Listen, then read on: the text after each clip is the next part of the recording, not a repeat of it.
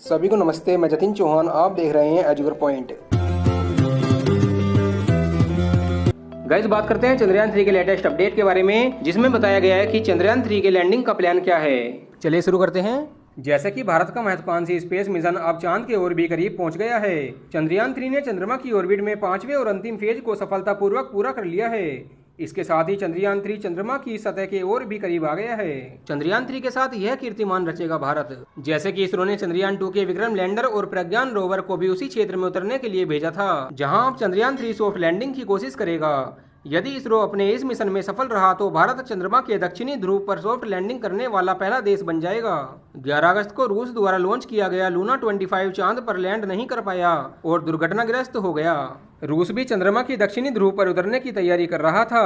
चंद्रयान 3 ने कुछ तस्वीरें भी भेजी हैं। जैसे कि चंद्रयान 3 ने लैंडिंग से पहले lander hazard detection and avoidance camera यानी कि LHDAC का इस्तेमाल करके चांद की सतह की तस्वीरें भेजी हैं। इसी क्षेत्र में चंद्रयान 3 की लैंडिंग कराई जाएगी। देखते हैं कि विक्रम लैंडर स्पेसक्राफ्ट से कैसे अलग हुआ था। जैसे कि चंद्रयान 3 का लैंडर विक्रम सफलतापूर्वक स्पेसक्राफ्ट से अलग हो गया था और अब इसके 23 अगस्त को चंद्रमा के दक्षिणी ध्रुव पर उतरने की उम्मीद है। इसरो ने एक ट्वीट के माध्यम से बताया कि लैंडर मॉड्यूल को प्रोपल्सन मॉड्यूल से सफलतापूर्वक अलग कर दिया गया था। चंद्रयान 3 मिशन की लेटेस्ट अपडेट के बारे में बात कर लेते हैं।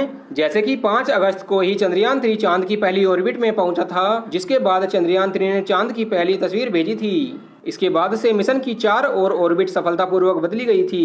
लेटेस्ट अपडेट के अनुसार चंद्रयान 3 को 153 किलोमीटर से 163 किलोमीटर की ऑर्बिट में स्थापित कर दिया गया है। अब इसके बाद प्रोपल्सन मॉड्यूल को विक्रम लैंडर से अलग कर दिया गया है। इस अभियान को 17 अगस्त को अंजाम दिया गया था। 14 जुलाई को सफल लॉन्चिंग के बाद 5, 6, 9 और 14 अगस्त को चंद्रयान 3 ने चांद की ऑर्बिट को सफलतापूर्वक बदला था। जैसे जैसे मिशन आगे बढ़ रहा है, चंद्रयान 3 की ऑर्बिट को धीरे धीरे कम किया जा रहा है। साथ ही चंद्रयान 3 को चांद के और करीब पहुंचाया जा रहा है। गौरतलब है कि चंद्रयान 3 मिशन का लैंडर 23 अगस्त को चंद्रमा के दक्षिणी ध्रुवीय क्षेत्र पर सॉफ्ट लैंडिंग करेगा। अगर सब कुछ योजना के अनुसार रहा तो 6 बजे के करीब लैंडर चांद की सतह पर लैंड करेगा। इसरो के बेंगलुरु स्थित centre telemetry tracking and command network यानी कि स्ट्रैक के मिशन ऑपरेशन कॉम्प्लेक्स यानी कि मॉक्स से लगातार चंद्रयान 3 को ट्रैक किया जा रहा है। जानते हैं कि क्या है इसरो का landing plan. ISRO Chandrayaan 2 mission से सबक लेते हुए इस बार पिछली गलतियों से बचने की पूरी तैयारी कर रहा है। इस बार इसरो ने लैंडिंग एरिया को 500 वर्ग मीटर के बजाय 4 किलोमीटर गुना 2.4 किलोमीटर रखा है, जिससे लैंडिंग में कोई परेशानी न हो। सॉफ्ट लैंडिंग के मद्देनजर इस बार इसरो वैज्ञानिकों ने लैंडर में अधिक फ्यूल डाला है। साथ ही लैंडर के डिजाइन में भी बदलाव किया गया है। लैंडर केवल 4 थ्रस्टर्स पर काम करेगा। देखते हैं कि विक्रम लैंडर और प्रज्ञान रोवर का इसमें क्या रोल रहेगा। जैसे कि इसरो ने लैंडर का नाम भारतीय अंतरिक्ष कार्यक्रम के जनक डॉक्टर विक्रम ए साराभाई के नाम पर रखा है।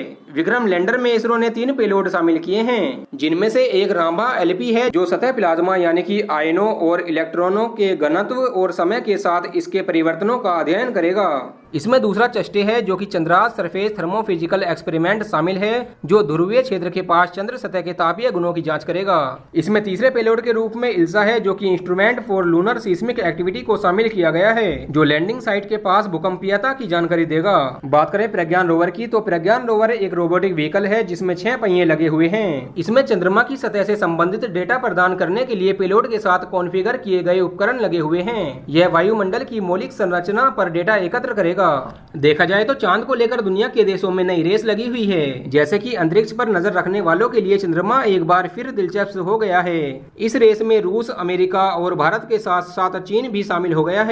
रूस ने 11 अगस्त को अपना चंद्रमा मिशन लूना 25 लॉन्च किया था, जो 47 वर्षों में रूस का पहला चंद्र लैंडर था, जो असफल हो गया है।